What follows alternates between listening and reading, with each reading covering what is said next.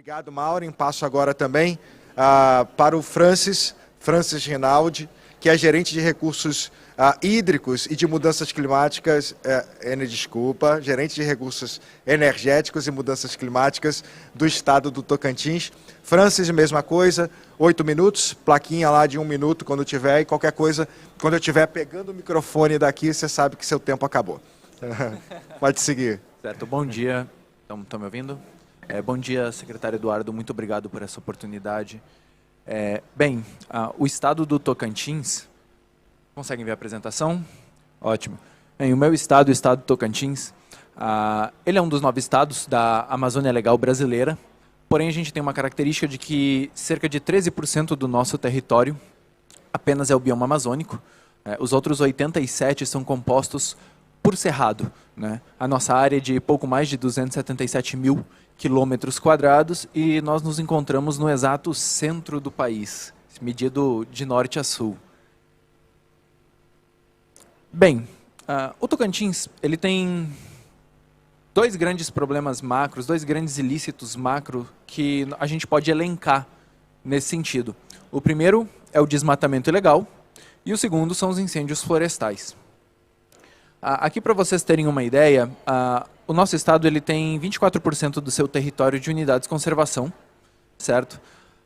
Sendo que terras indígenas são um pouco mais de 2,5 milhões de hectares, área de unidade de conservação quase 4 milhões, e área de quilombolas mais de 128 mil, né? Então, uma boa parte do nosso território ele é composto por essas áreas protegidas, essas unidades de conservação. Falando aqui um pouquinho do desmatamento, eu trouxe um painel aqui com três perspectivas do desmatamento para vocês.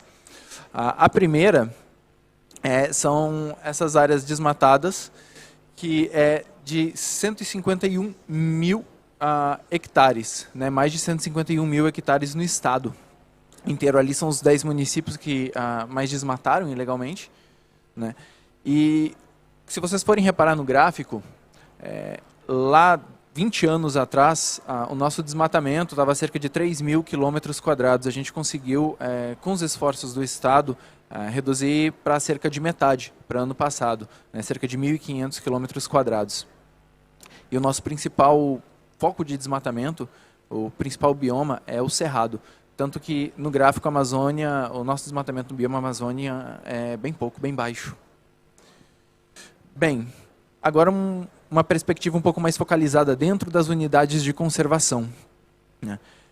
Nas nossas UCs, 34 mil, quase 35 mil hectares, né, foram desmatados no ano passado. Em terras indígenas foi o menor número, né, quase 310 hectares, né, o que denota a importância dessas áreas, desses povos, da cultura e do manejo que eles fazem na preservação ambiental. E bem, nas áreas privadas é onde a gente tem, infelizmente, o maior número de áreas desmatadas, né? Pouco mais aí de 96 mil hectares em 2020.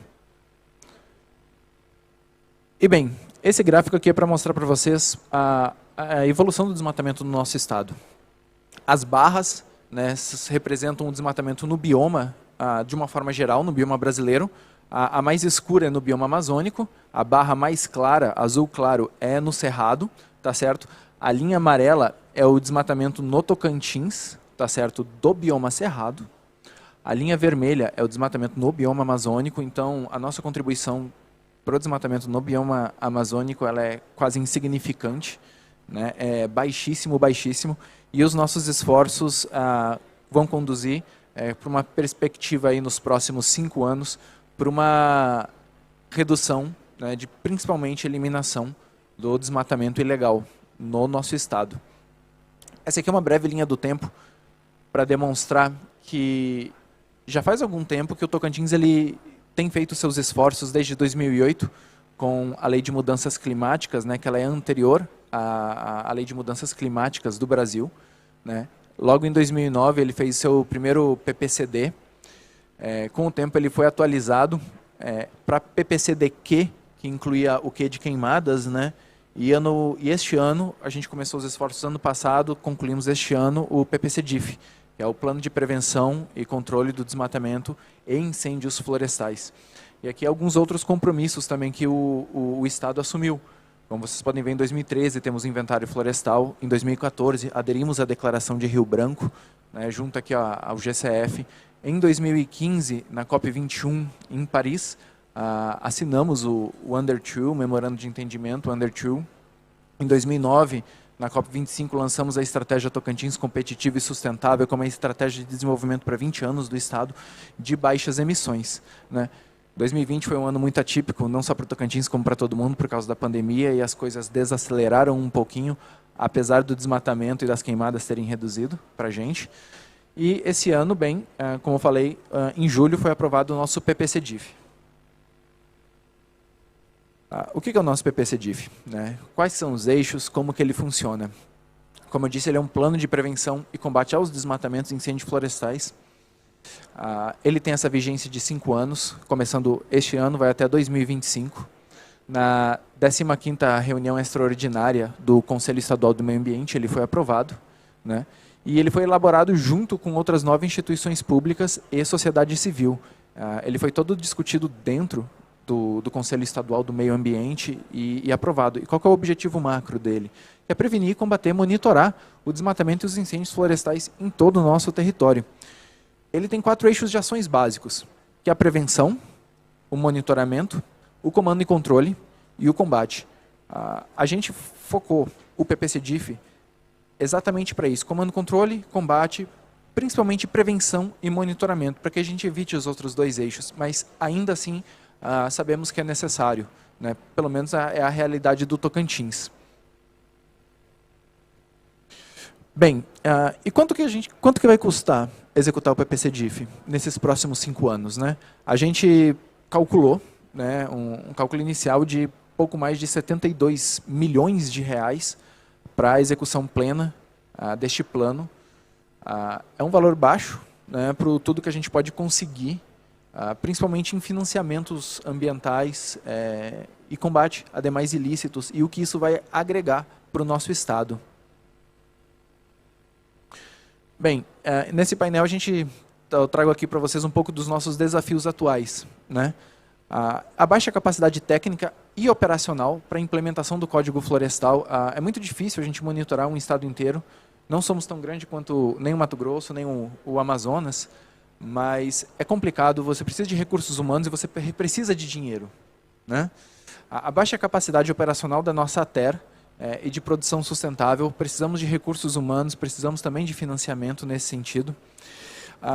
E um grande gargalo que a gente vê que tem-se uma ideia mais generalizada e que a conservação ela não gera um benefício imediato, né? Nós que somos da área ambiental, nós sabemos de trás para frente todos os benefícios que a conservação ambiental pode trazer, não só para a produção, mas para a sociedade de uma forma geral, né? Mas quem está lá lidando com isso, geralmente precisa desses benefícios, né?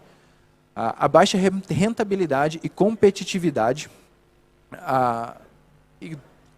da produção, né? Produção de commodities, em comparação com o uso sustentável de uma floresta, né? Os commodities eles valem muito mais, né? Commodity agrícola vale, né? Então a gente tem que apresentar uma alternativa viável para o produtor, né? Que ele não deixe de produzir. A ideia não é deixar de produzir, porque a gente precisa disso.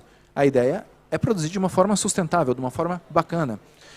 E a baixa inclusão social de grupos indígenas, quilombolas, né? Então, tudo isso vai culminar lá no fim com as nossas ações. O que a gente vê? Uma baixa impunidade, uma alta competitividade, né? Uma participação e inclusão social alta. A gente necessita de um alto engajamento do setor produtivo, principalmente, que ele abrace essa causa, né? E um financiamento climático também. E, por fim, essa é a estratégia que a gente elaborou para os próximos 20 anos, né? A Tocantins Competitivo e Sustentável, que a gente visa, junto aos Objetivos de Desenvolvimento Sustentável, fazer com que o Tocantins ele se lance de fato como um grande produtor ambientalmente adequado e correto. Obrigado. Obrigado, Francis. Obrigado pela exposição. E eu não sei se vocês estão conseguindo acompanhar como que entre os estados da Amazônia, a Maureen falou isso no outro painel, há uma diversidade muito grande, tanto dos seus biomas, dos seus desafios, e realmente integrar a região do ponto de vista de um modelo econômico, de um modelo de defesa ambiental, tem que levar em conta essas peculiaridades. Muito bom a programação que o Tocantins traz, o avanço da educação ambiental, e se soma à Amazônia na busca dessas soluções, né, e desses desafios que nós temos.